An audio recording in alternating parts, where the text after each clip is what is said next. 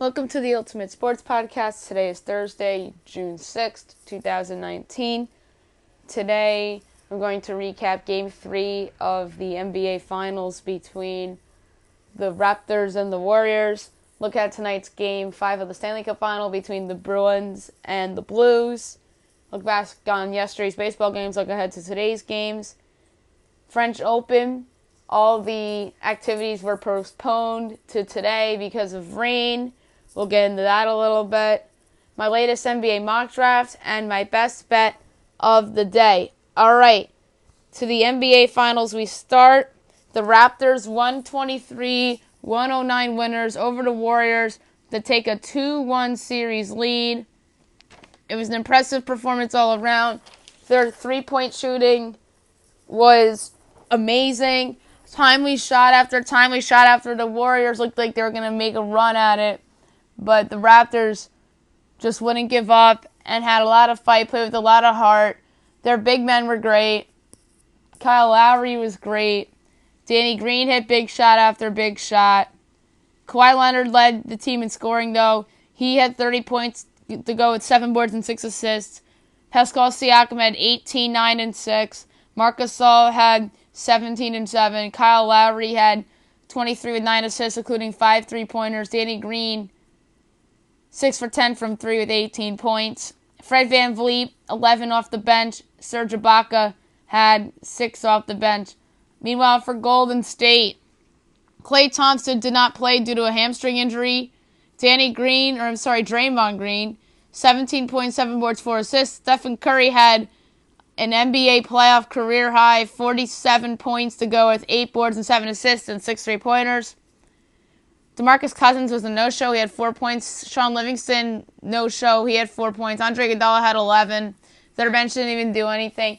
All the pressure in the world is on the Warriors tomorrow night as they try to even up this thing at 2 apiece. Or else it could possibly be their final game at the Oracle Arena, but I doubt that. But you never know with these kinds of things. Game 4 is tomorrow night. We'll pick that on tomorrow's podcast. All right, Stanley Cup Final. Tonight, Game 5. Blues, Bruins, 8 o'clock, NBC. Doc Emmerich, Eddie Olczyk, Pierre Maguire on the call. It's going to be a good game, I think. And both of these teams have played well, with the exception of the Blues in Game 3, obviously. And outside of Game 3, this has been a pretty even series. I really liked what I saw from the Blues in Game 4. Zdeno Chara is not healthy, and I think that's a problem for the Bruins. He has the broken jaw. But I think that he'll play because that guy's a warrior, and I know he wants to help the Bruins win the Stanley Cup. Me and my buddy Doug discussed that on yesterday's podcast when I had him on. But anyway, I really think that this is the Blues' year, and I took the Blues in 6 prior to the series. So I'm going to stick with my prediction. I think it will be a 4-3 overtime win for the Blues. Vladimir Tarasenko with the winner. And they would take a stranglehold on this series. So give me the Blues tonight on the road, 4-3 in overtime. Alrighty. Now we're going to switch over to baseball, where there were some interesting results yesterday, and then a lot of games on today. Some of them actually got postponed, and some of them are day games. And then some teams have off because of travel. Pirates over the Braves 7-4. The Pirates improved to 29-31. Atlanta drops to 33-28. Joe Musgrove the win. He's 4-6. Kevin Gausman the loss. He's 2-5. Musgrove 8 innings, 5 hits, 3 runs, a walk, and 6 strikeouts. ERA of 4.44. Gausman 5 innings, 12 hits, 7 runs, no walks, 3 strikeouts. ERA an ugly 6.15. Indians over the Twins 9-7. Nice come-from-behind win for Cleveland. They're 31-30.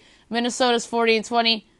The winning pitcher from the Indians improving to 3-0 on the season, Nick Whitgren. The losing pitcher for the Twins dropping to 0-2, Blake Parker. Brad Hand gets the save. Tyler Clippard was the opener for the Indians. An inning and a third, 2 hits, 3 runs, no walks, 2 strikeouts, ERA 4.3. This was a bullpen day for the Indians. Some guys did their jobs, other guys did not. Simber and Hand are their best relievers. and they were out there late as the Indians rallied back from the deficit. Martin Perez started for Minnesota, 4 2/3 innings, 6 hits, 2 runs, 2 walks, 2 strikeouts. One strikeout. ERA 3.72. Mets over the Giants 7-0. Mets go to 29-32. San Francisco 25-35. Jason Vargas to win. Tyler Beede the loss. Vargas 2-3. Beede 0-2. Look at the stat line from Jason Vargas. A complete game, 5 innings, no one runs, a walk, and 8 strikeouts. ERA 3.57. He has improved so much from last year. It's not even funny. This guy was probably the worst starting pitcher in baseball last year. What a remarkable turnaround this year by Vargas. And if the Mets are out of it, maybe he's trade bait. So maybe the Mets can get something for him if they're out of it. So you never know with that. Tyler Beede, 5 innings, 5 hits, 5 runs, 4 walks, 5 strikeouts, ERA an ugly 8.15. Rays over the Tigers 4-0. A big win for Tampa. They gain a game in the division. We'll get to that in a second.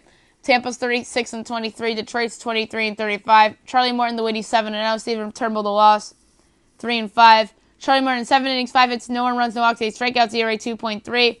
He's secretly a candidate for the Cy Young. Stephen Turnbull, 5 innings, 5 hits, 3 runs, 2 walks, 4 strikeouts, ERA 3.01. Marlins over the Brewers 8-3. Back-to-back impressive wins by Miami. They're 23-36. Milwaukee is 34-28. They've been falling apart a little bit. San Diego Contra to win 3-5. Jimmy Nelson the loss 0-1. This was Nelson's first game back since his Tommy John surgery.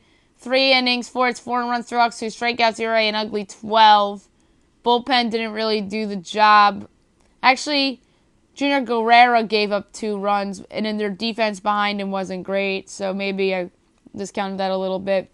Meanwhile, San Diego Contra, 7 innings, 5 hits, and a run, a walk, 5 strikeouts, ERA 3.8.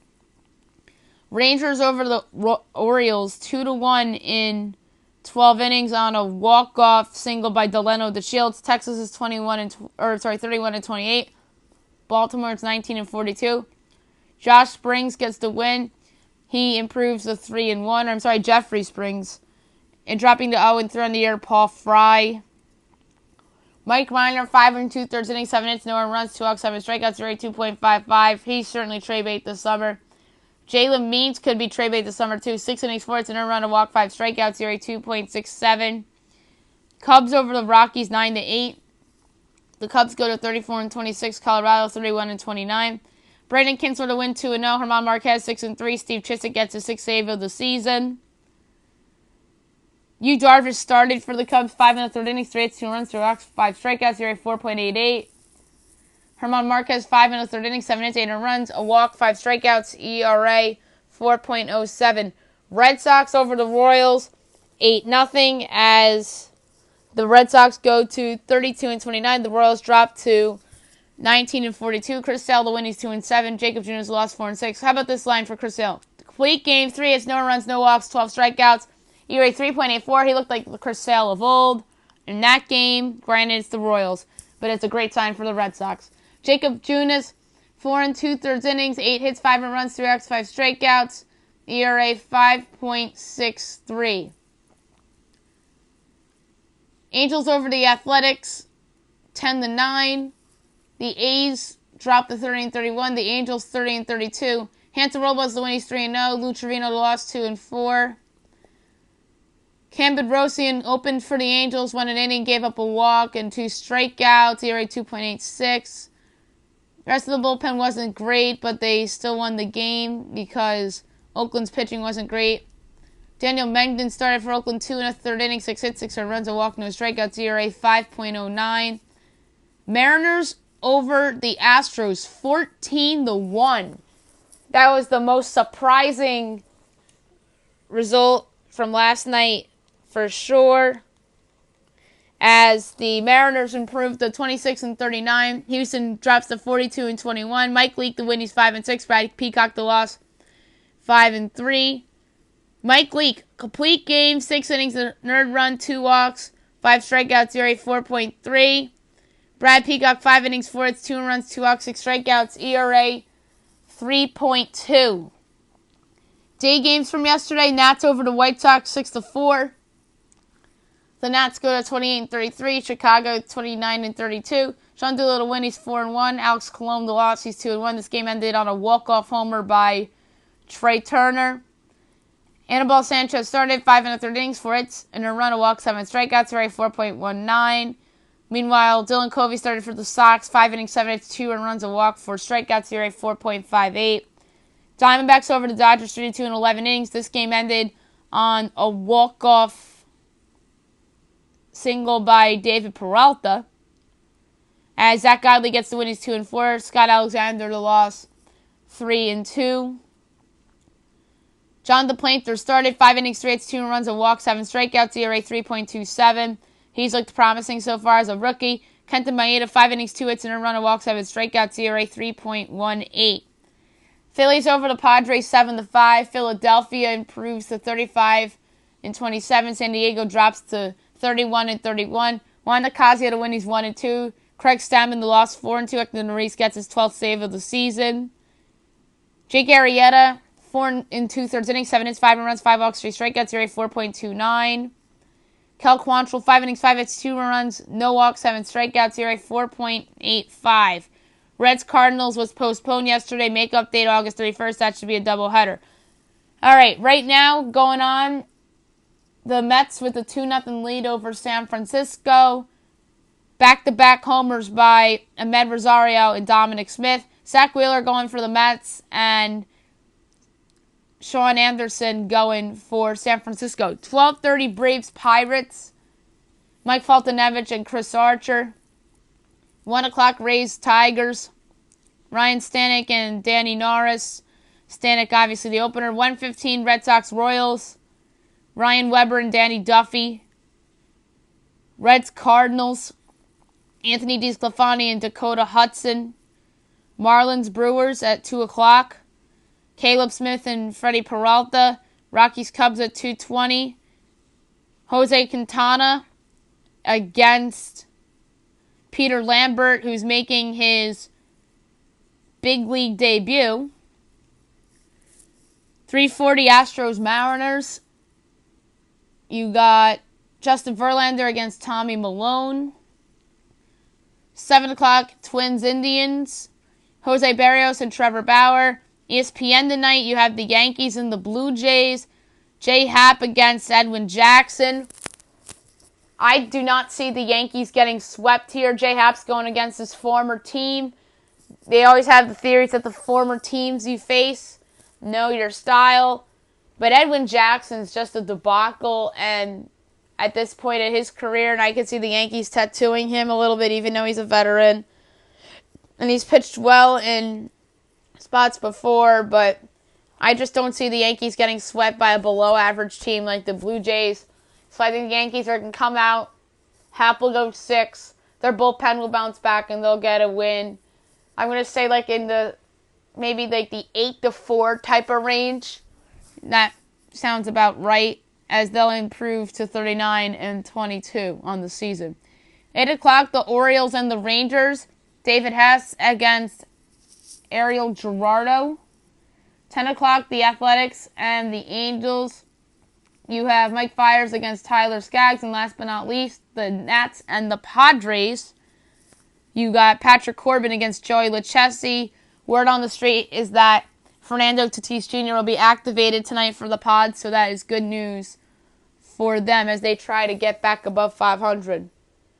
2 more baseball things to get to. Last night, the Cubs signed Craig Kimbrel, 3 years, $45 million. I think that's an overpay, but the Cubs can use some bullpen help as they are short a few arms in their bullpen. They have not seen Brandon Morrow yet this year. I feel like Pedro Strop has been hurt as well. Brandon Kinsler's been used a lot, so the Cubs sort of have a hole at closer. I think Kimbrel will be fine once he gets settled, although I always say that the guys that sign late always flop. I think Kimbrel will flop a little bit, but once he gets later and later in the year, he'll be better. And I feel the same way about Dallas Keuchel. And that's why I thought it was important for both these guys to sign in the National League, because that's the easier league to work in. And I do believe that Dallas will sign with the National League team as well.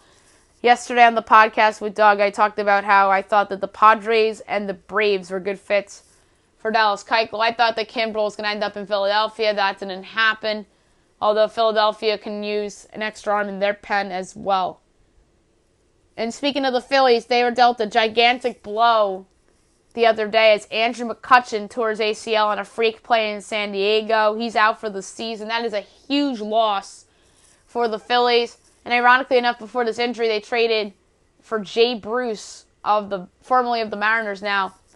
But now they need somebody to step up in center field. They called up prospect Adam Hazley, who was a first-round pick in 2017. I believe he had an RBI double yesterday. I think he can help them, but I don't know if he can help them a lot this year. And that's why I think that they should go out and trade for somebody to replace McCutchen for the year, like an Adam Jones of the Arizona Diamondbacks, or somebody like that. Maybe if the Rangers fall out of it, Delino DeShields would be a nice fit, but they need somebody in center field to replace Andrew McCutchen and can do pretty much half of what he can do. I think Adam Jones would be perfect in Philadelphia. We'll see if he wants to get dealt this year or not, unlike last year, which I think he made a mistake. So the thought of Adam Jones in Philadelphia, I think, would be a great fit. All right, French Open. The quarterfinals from today are final. Novak Djokovic over Alexander Zverev took 3 sets. So Djokovic moves on, and then Dominic Thiem over Karen Khachanov in 3 sets, as well as Thiem moves on. So the semifinal, we'll see Djokovic and we'll see Thiem. And we'll see those two go head-to-head. And you'll see Roger Federer and Rafael Nadal go head-to-head. So the men's side gets chalk, and that's great because these are the 4 best tennis players in the world in terms of men. I'm going to take Rafael Nadal against Roger Federer. I think he'll go the distance. That's at 6:50 a.m. Eastern Time tomorrow morning. And at 9:20 you have Djokovic and Thiem. I'm going to say that Djokovic comes out on top. Women's. How about this? Amanda Anisimov upset 3-seeded Simona Halep. 2 sets. Unbelievable. This is the Cinderella story of this tournament. She's off to the semifinals. And then Ashley Barty defeated Madison Keys in 2 sets. And in the semifinals, you have Barty and Anisimova and Johanna Konta against Marketa Vondrousova. So we have 2 little Cinderellas here. And I think one of them's going to win. I think Vondrousova is going to beat Konta. And on the other side, I think Barty's going to beat Anisimova. Anisimova, great story. What a great run. But Ashley Barty's just too good. So I think we're going to have a final between the Cinderella Vondrousova and Ashley Barty. So that's going to be a lot of fun on the women's side of things. Now up, I'm going to do my NBA mock draft. This is my 6th version of it. So without further ado, here we go. Number 1, New Orleans Pelicans, Zion Williamson, power forward, center, Duke. The Pelicans are massive winners here for landing the best prospect since LeBron James. Unfortunately, Anthony Davis still on out of New Orleans, and maybe ship him off to New York or LA for a bunch of young assets and either the 3rd or 4th overall pick in the draft. That said, assuming they move on from Davis, they can start fresh with Williamson on board. 2, Memphis Grizzlies, Ja Morant, point guard, Murray State. The Grizzlies are big winners here as they jump to 2. Morant is somebody that people are down on due to weaker competition, but he's really shown that he could be the real deal. Assuming he is the selection, he'd be the perfect replacement for Mike Conley, who they can trade this offseason for more assets to build around. Number 3, New York Knicks, RJ Barrett, shooting guard, small forward, Duke. Barrett was the preseason top prospect before Zion broke onto the scenes and wowed everybody. He was overshadowed due to Zion's presence on the team, but he had his moments. There is the possibility the Knicks move this pick in a possible Anthony Davis trade, which would be a win for both parties involved, as the Knicks would have a star to possibly pair with Kevin Durant if he signs in New York. 4, Los Angeles Lakers, DeAndre Hunter, small forward, power forward, Virginia. Hunter is someone that was excellent in Virginia's run to the title last season, and his stock rose in light of it. I like Hunter, and I believe he could surprise some folks as a rookie because of his fine two-way play. There's a distinct possibility that this pick is shipped, though, as they find another star to pair with LeBron James. 5. Cleveland Cavaliers. Jarrett Culver, shooting guard, Texas Tech. The Cavs are one of the lottery losers as they dropped from 2 to 5. Culver is somebody that had a sensational sophomore season to become a projected top lottery pick. He's somebody that can shoot the ball and rebound well for his position. He and Colin Sexton would make an interesting backcourt. 6. Phoenix Suns. Darius Garland, point guard, Vanderbilt. The Suns were another lottery loser as they dropped from 3 to 6. Their biggest need coming into the offseason was a point guard, and they can land one here with Garland. He did only play in 5 games this past season due to a knee injury he suffered. A backcourt with him and Devin Booker would be interesting. 7. Chicago Bulls. Kobe White, point guard, shooting guard, North Carolina. The Bulls dropped from 4 to 7, which isn't ideal for them. This would be an interesting selection considering that they already have Chris Dunn on their roster. White is somebody who was great in his lone collegiate season, and that's what got him to this position. He and Zach LaVine would be an interesting pairing in the backcourt. 8. Atlanta Hawks. Cam Reddish, small forward, Duke. Reddish, like R.J. Barrett, is someone that was overshadowed on the Blue Devils squad because of Zion's presence. Reddish did not shoot the ball well at times throughout the season, and he needs to develop that consistent shot in the pros. If he does that, then the Hawks got themselves another building block to go with the rest of their young core. 9. Washington Wizards. Jackson Hayes, center, Texas. Hayes is somebody who developed later in his high school days and carried it over to college. He shot from a high percentage this past season and showed an ability to protect the rim. In this scenario, he'd come in and possibly start on occasion depending on what they do at the 5 in free agency. 10. Atlanta Hawks from the Dallas Mavericks. Sekou Doumbouya, small forward, shooting guard, France. Doumbouya is somebody that showed a good jump shot and quality defensive play in France. The defensive side needs to be more proven once he's in the league full time. He's somebody that will probably be a bench player for the Hawks that could see G League time if he needs more development time. 11. Minnesota Timberwolves. Nasir Little, small forward, North Carolina. Little is someone who had an uneven season with North Carolina to the point where Kobe White became the best freshman on the team. He showed flashes of good shooting and always has been a great athlete. He has lottery talent. If he lives up to capability, the Timberwolves got themselves a player. 12. The Charlotte Hornets. Bol Bol, center, Oregon. The Hornets take someone that is perhaps the biggest high-ceiling, low-floor prospect in the draft in Bol. He's somebody that has shown good rim protection and a solid three-point shot for a 7-footer. 13. Miami Heat. Nickeil Alexander-Walker, shooting guard, Virginia Tech. Alexander-Walker had a great sophomore season to improve his draft stock. What makes him a hot commodity is that he can guard multiple positions and play on and off the ball. 14. The Boston Celtics from the Sacramento Kings via the Philadelphia 76ers. Brandon Clark, power forward, Gonzaga. The first Gonzaga player comes off the board with Clark. He provides energy and great two-way play, and he is someone that analytic nerds will love with his high PR this past college season. 15. Detroit Pistons. Tyler Herro, shooting guard, Kentucky. Herro is somebody that is a very fast riser of late. He's someone that can flat out shoot the ball, and the Pistons are a team that needs outside perimeter shooting badly. If they take Herro, it would not shock me if he ends up being a big contributor immediately. 16. Orlando Magic. Romeo Langford, shooting guard, Indiana. Langford is somebody that did not have the greatest season in college because he's been dealing with some injuries. He's a lottery talent, and if he develops a bit of a jump shot, then the Magic got themselves a player. 17. Brooklyn Nets. P.J. Washington, power forward, Kentucky. The Nets finally own their first-round pick after years of paying for that trade that they made back in 2013 with the Celtics. Washington is somebody that has the talent of a lottery pick with his ability to stretch the floor. The Nets also have a need at the position, and Washington could possibly start for them down the road.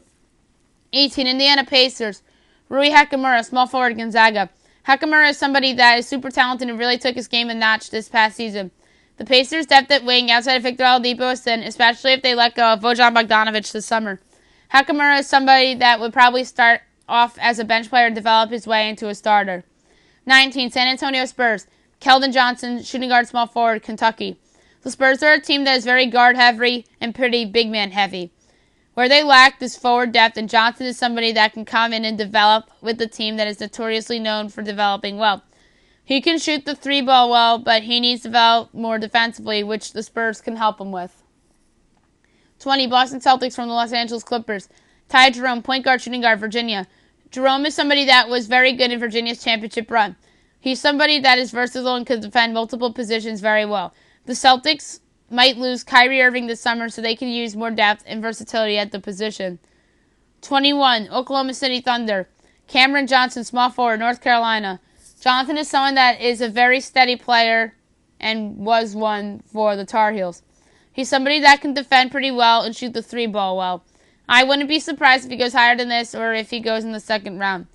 22. Boston Celtics. Bruno Fernando, center, Maryland. Fernando is somebody that has tantalizing upside, and he averaged a double-double this past season. He has an NBA-ready body and could be a contributor for the Celtics off the bench. 23. Utah Jazz. Admiral Schofield, shooting guard, Tennessee. Schofield was great this past season in college with his dedication and hard work. He's somebody that can shoot the three ball well and rebounds well for his position. This would be a solid pick for the Jazz, as he'd become someone that would provide energy off the bench.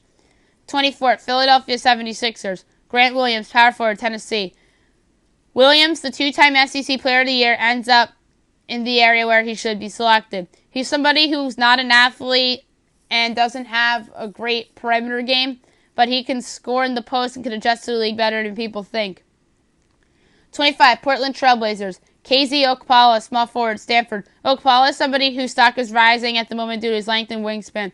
The Blazers could use some wing depth, and Okpala could be a bench guy for them and provide valuable minutes. 26. Cleveland Cavaliers from the Houston Rockets. Kevin Porter Jr., shooting guard, USC. Porter is somebody that's a lottery talent that could very well drop into the 20s due to the injuries and suspension he had in college. If Porter lives up to expectations he was given before college, the Cavaliers could be getting themselves a steal. 27. Brooklyn Nets from the Denver Nuggets. Carson Edwards, point guard, Purdue. After a fantastic tournament, Edwards' stock has risen dramatically. He's somebody that can score and shoot it well from three. Edwards is probably more suited for a bench role, although the Nets probably need more point guard depth if they lose D'Angelo Russell this summer. 28. Golden State Warriors. Zach Norvell, shooting guard, Gonzaga. This wouldn't be a bad selection, as the Warriors take a wing that has been in big games in college and has a nice all-around game. They could lose Kevin Durant and or Klay Thompson this summer, and getting depth at wing would be smart. 29. San Antonio Spurs from Toronto Raptors. Dylan Windler, shooting guard, small forward, Belmont. Windler is somebody that is very underrated coming into the draft. He's someone that can flat out score, shoot it from three, and space the floor well. 30. Milwaukee Bucks. Daniel Gafford, center, Arkansas. Gafford is somebody that could have been drafted last year, but decided to come back to school for his sophomore season. He has tantalizing upside and is somebody that, if the Bucks were to take here, would make a possible immediate contribution, especially if Brook Lopez bolts this summer. That's it for my mock draft, and now up my best bet of the day, brought to you by DraftKings. I did not do well yesterday. The Dodgers lost, the Brewers lost, and I had the Yankees in there too, and they fell to the Toronto Blue Jays. So without further ado, here we go. We're going to go with the Rays. We're going to go with the Red Sox, even though I'm not super about Boston. I just like how they've been playing lately, and plus the Royals stink. The Brewers, I'm going to try one more time with them. The Cubs, the Astros, the Yankees. I wanted to go with Texas, but I just don't have the balls to do it. So that's 6 teams. 14.5 to 1, wagering $1, payout of $15.52. That's it for the podcast today. I'll be back tomorrow recapping Game 5 of the Stanley Cup Final, picking Game number 6 of the Stanley Cup Final, picking Game 4 of the NBA Finals. We will go over baseball. Also tomorrow, probably early evening, I'm going to have my buddy Jeffrey Burns on, as we'll analyze the Belmont together, and we'll talk about the NBA Finals and the Stanley Cup Finals with him as well. French Open updates, NHL mock draft, and any other news that happens in around the world of sports. And also, don't forget, that the Super Regional for men's baseball begins tomorrow as well, so we'll pick through some of those games and series. Hope you guys have a great day, everybody.